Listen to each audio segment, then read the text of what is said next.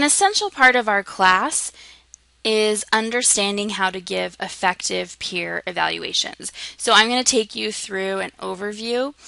Again, we read some of this in the text about how to have effective peer evaluations, but here is my specific take on this and how we are able to help one another in this class write successfully. Feedback makes writing stronger. Now, at the beginning of our course, I told you there are 3 ways to improve your writing: reading, writing, and talking about writing. And that's why we've been doing reading, writing, and talking about writing in our class. We're to the point now where we're going to talk about our writing back and forth with our peers. Peer feedback is extremely valuable. Not only are you writing for your peers, but they're also working on the same assignment as you. So they're your target audience and they're in this with you. The problem is peer evaluation isn't intuitive.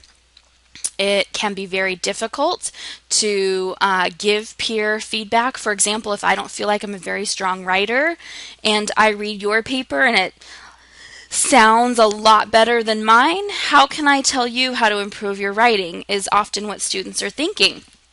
However, it's important to know that as the peer giving feedback, your role has changed. You are not the writer, you are the reader.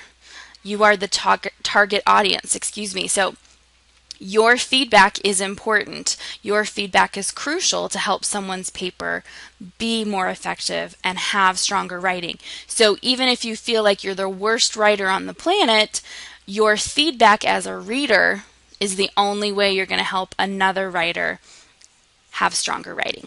So, what are the different levels or what are the different issues that you want to address when you're talking about peer evaluations? First, there's those surface details.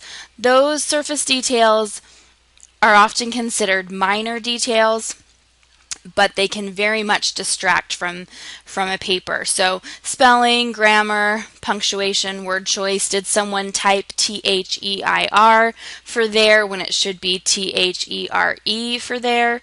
You know, word choice, that kind of thing. Do they never use a period or a comma ever? Those are surface details. They're fairly easily fixed in a final edit. And they're helpful, but don't really get at the meat of what this peer evaluation needs to be in order to help our writing be stronger. So let's dig a little bit deeper. Organization. Now this is something when you read an essay from a peer or you read an article in a magazine or you read a novel, even if you're watching a movie, how the movie is organized, how the essay is organized, how the novel is organized is very obvious to you. Did it make sense? Did the first thing happen first and then the next thing and then the next thing and then you get to the conclusion? That's a chronological organization. Or are there flashbacks? Is it a delayed thesis structure where you go through the entire essay and then the main point doesn't really come out until the end? Is it a question claim structure? This is something you'll do if you're doing any kind of problem solving, for example. Is this a significant problem and what might the solutions be? That's a particular structure. So does the organization make sense to you as the reader? And if it doesn't, not only do you want to tell the writer that it doesn't make sense, but you want to give them a little bit of help of how it might make sense. You know, this would be better if I understood why junk mail is such a problem. Or if I understood what the purpose of even, you know, eating right is. Whatever the organization is, if you don't have the background, if you don't have enough information, or if it makes more sense to pose a question and then give an answer for the topic, this is where you really need to give that feedback. It's not one right answer, but for you as the reader, would it make more sense if the writer approached the organization in a different way? So you need to communicate that back. So organization is just below that surface level information that we want to give back. But more important than organizational information is to go through and really think about the support that is offered in the essay. So are all the points or the arguments in the essay supported? So I can't just say, here's the top 10 reasons why everyone should have a dog, and then not support those arguments. If I just throw them out there like, dogs are nice. Well, why are dogs nice? Why are dogs being nice important? Why is it important to have a nice dog? Why should I even consider whether a dog is nice? I've got to support those arguments. Are they equally supported? So if I had 10 main points, but I only offered support for 4, 5, and 6, you know, are you going to disregard all of those other arguments as a reader? Possibly, because I didn't offer enough support. So you want to make sure you're offering support for all of your main points. And if you can't do that, maybe one of your weaker points can move in as support or additional support for one of the other stronger points. So you really want to give that feedback. If it's a research essay, is there a variety of research to support the points? So not every research fact comes from one particular article or one particular person, for example. There's a variety of research, and it needs to be credible research. So if that's not there, then you want to make sure you're pointing that out to your writer so that they can add that in. I notice that all of your research comes from the last 2 years, but this seems to be a problem that's been around for, you even say it in your paper, for example, for the last 10 years. So, you know, I would recommend adding some older research to show how the problem has been a persistent problem, for example.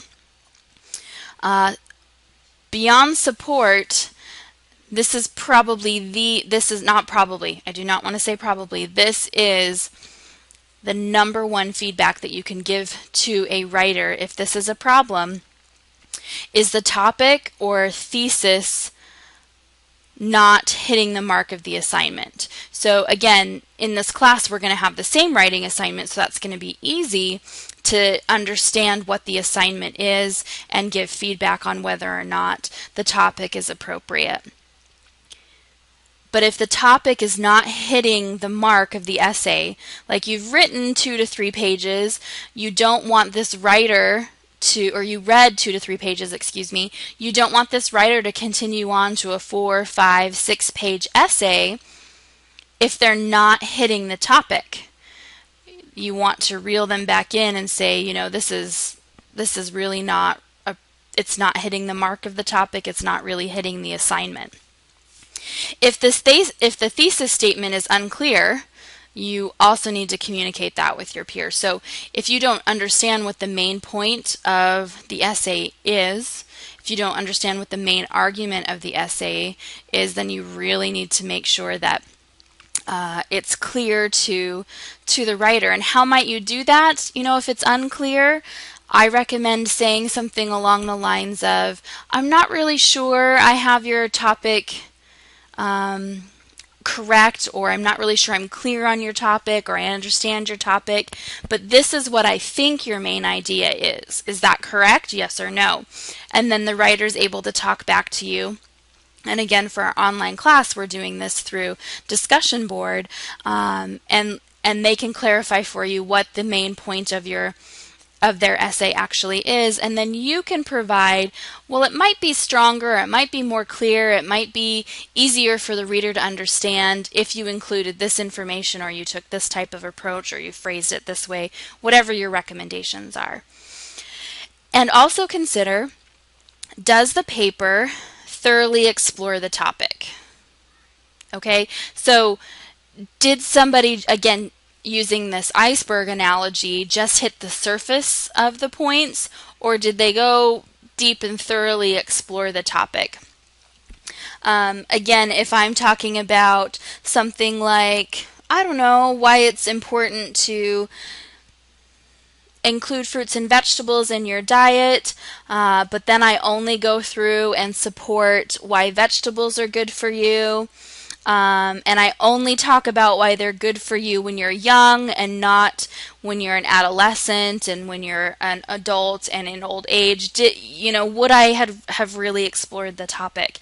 Now that goes back to fully exploring the topic. You need to have a concise thesis, because if you say I'm going to talk about the pros and cons of war, that's a pretty big topic, and you're not going to be able to thoroughly explore that in 4 to 5 pages. If you're going to talk about why it's important to have a seatbelt law an enforced seatbelt law in Idaho, well, that's much smaller topic, and you can probably address that topic fully in 4 to 5 pages or 6 or 7 pages, depending upon what your essay is. So making sure that you've thoroughly explored it relates right back to how precise and concise your thesis statement, your main argument actually is. So now that I've kind of covered those different topics that you want to look for, important feedback that you want to give to your peers, let's watch a short video about peer evaluation. Today we're going to watch Megan and Lauren review their friend Rebecca's paper about a little boy's Christmas. Let's get inside their heads to see what they're thinking as they read her paper. First, we'll go to Megan. It was Christmas Day. Danny knew that from the moment he first opened his eyes. Eager seeing what Santa had brought him. Wait. Okay, this should be eager to see what Santa brought him. Little Danny tried to jump out of bed and fell to the ground and rushed downstairs in anticipation of all the toys he knew Santa would have left for him. Wow, okay, that's long. Okay, Danny had asked for a scooter, a Wii, a Guitar Hero, and a Spider-Man motorcycle. Some of this is kind of long and confusing, like this sentence right here. This sentence is really long, and I think she could add a lot more by putting in some descriptive adjectives, maybe right here, but, this is all just her writing, so, I'll just leave it the way it is. She can change it if she wants to, or if not, it's fine. Megan's not doing a very good job at responding to her peer's paper. She only focused on grammatical errors rather than organization and the overall effect of the paper. She thinks it's a little dry and unclear, but she's reserving criticism for fear of hurting her friend's feelings. So let's see how Lauren does. It was Christmas Day. What kind of Christmas was it?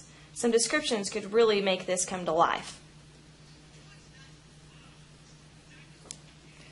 Danny knew that from the moment he first opened his eyes. Eager to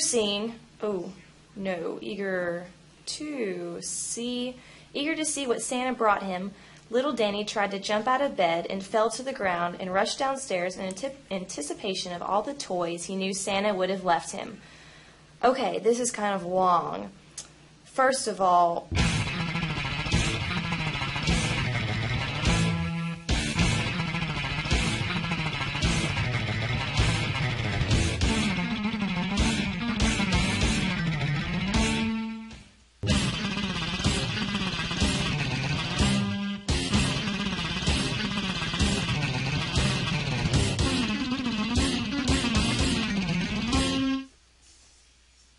that makes more sense.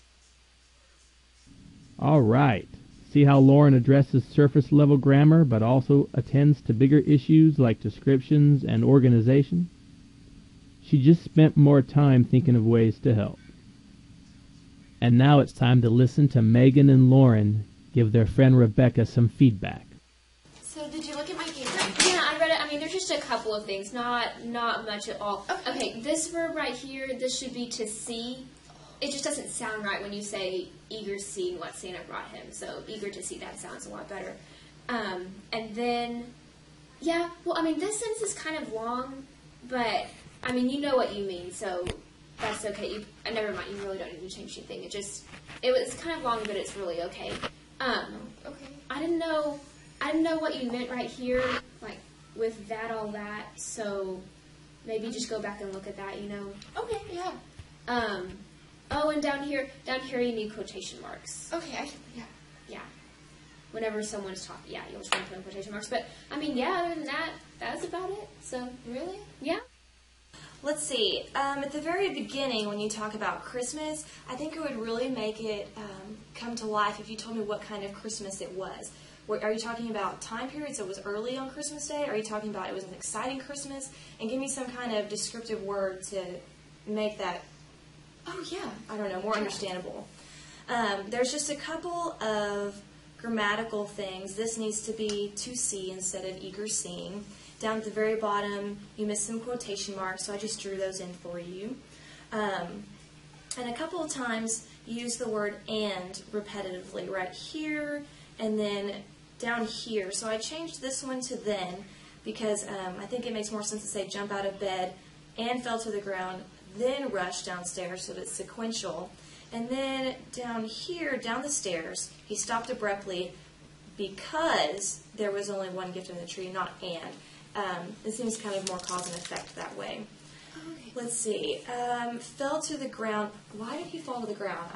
Is he just in an awkward growing stage? Did he trip and fall? Is his knee messy? Yeah, he tripped and fell. But why? I don't know. Well, tell me. Because if I'm reading it and I don't know why he fell to the ground, then I'm going to get stuck right there and go, why did he fall to the ground? Or why did he fall to the ground? So think about that. Also, this sentence at the very end here, I think it would work better way down here. It seems to make more sense to me. And then, just up here, Danny had asked for a scooter. You don't really need the had. Same thing with he just knew that, all that. You don't really need that first that. So that was all the stuff I found. What do you think? Yeah, great. You've been very helpful. Thank you so much. Oh, no problem. Anytime you need some help. As we saw, Lauren gave a much more helpful peer response than Megan, in what she wrote and in her explanation to Rebecca. Her suggestions were very thorough, and she gave reasons to back them up. The next time you work with your classmates, remember to focus on the big picture. All right, so that concludes my overview of effective peer evaluation. For my courses, anytime we need peer evaluation or require peer evaluation, I give you some prompts on what to give back to the writer, but make sure you're addressing these issues and pointing these issues out to the writer so that they can improve their writing. You want really good feedback so you can improve your writing. So this is a very reciprocal relationship and is only going to help us be better.